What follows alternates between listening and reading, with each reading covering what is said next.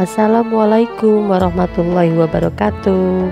Senang sekali bisa melanjutkan pembelajaran 3. Nah anak-anak, semoga hari ini kalian sehat selalu.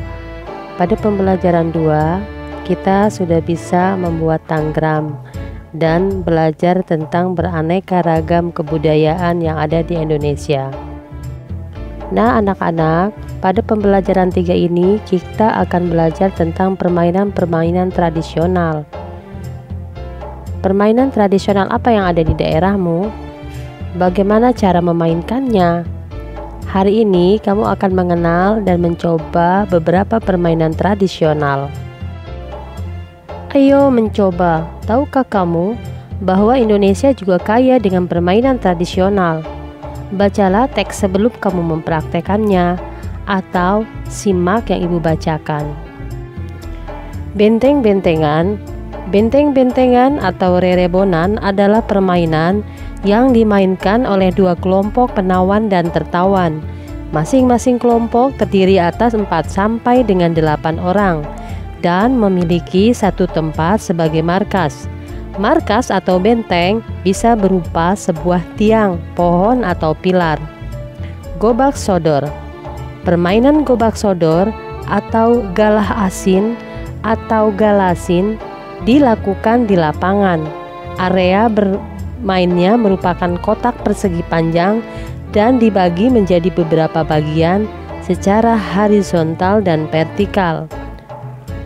Nah, tahukah kamu bahwa untuk bermain benteng-bentengan dan gobak sodor dengan baik diperlukan beberapa keterampilan, diantaranya jalan, lari, dan lompat.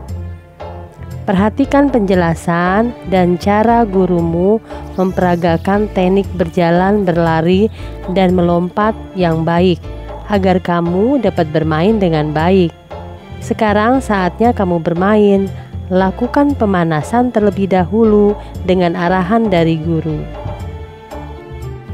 Ayo berdiskusi. Tuliskan pengalamanmu saat mencoba salah satu permainan tradisional. Diskusikan jawabanmu dengan jawaban teman sekelompokmu atau dengan orang tuamu. 1. Apa yang membuat kamu tertarik dengan kedua permainan tradisional tersebut? Jelaskan. 2. Bagaimana aturan permainan tradisional tersebut? 3. Bagaimana strategi kelompokmu untuk dapat memenangkan permainan itu? 4. Sikap apa yang sebaiknya kamu tunjukkan saat kelompokmu menang atau kalah dalam permainan itu? 5. Hal baik apa saja yang dapat kamu pelajari dari permainan itu? Indonesia memiliki banyak permainan tradisional yang sangat menarik. Banyak jenisnya. Permainan tradisional ini menunjukkan keragaman budaya yang harus kita jaga. Selain memiliki permainan tradisional yang beragam, Indonesia memiliki musik tradisional yang beragam pula. Bunyi yang dihasilkan suatu benda berbeda-beda. Demikian pula dengan bunyi yang dihasilkan oleh alat musik tradisional. Bagaimana bunyi tersebut bisa sampai ke telinga kita? Nah anak-anak, untuk mengetahui tentang perambatan bunyi, kalian bisa melakukan percobaan-percobaan nanti di rumah. Nah ini percobaan yang pertama. Percobaan yang pertama ini bertujuan mengidentifikasikan sifat bunyi atau perambatan melalui udara, alat dan bahan, selang plastik, panjang 2 meter atau lebih. Langkah kerja. 1. Pegang salah satu ujung selang dan minta temanmu memegang ujung lainnya. 2.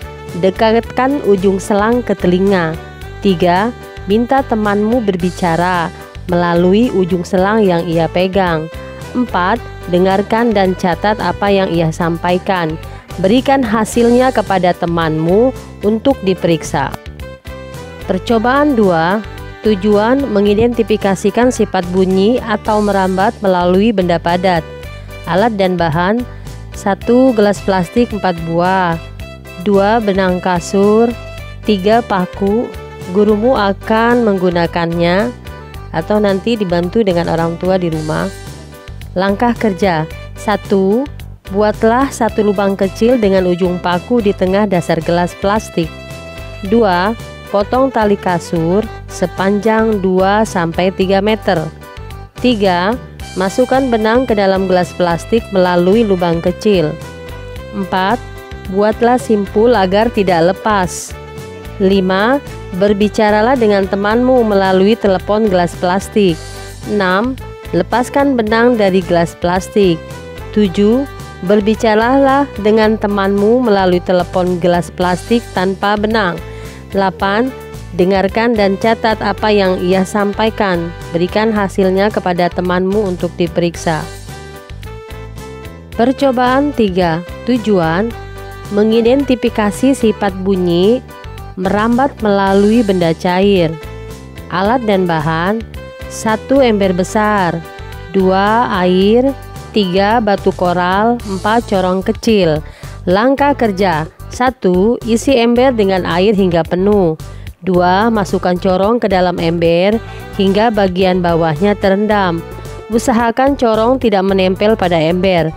3. Ketuklah salah satu sisi ember dengan menggunakan batu secara berlahan. Sementara itu dekatkan telingamu pada bagian atas corong. 4. Dengarkan dan catat hasilnya. Nah, untuk hasil pengamatan kalian bisa isi pada tabel berikut.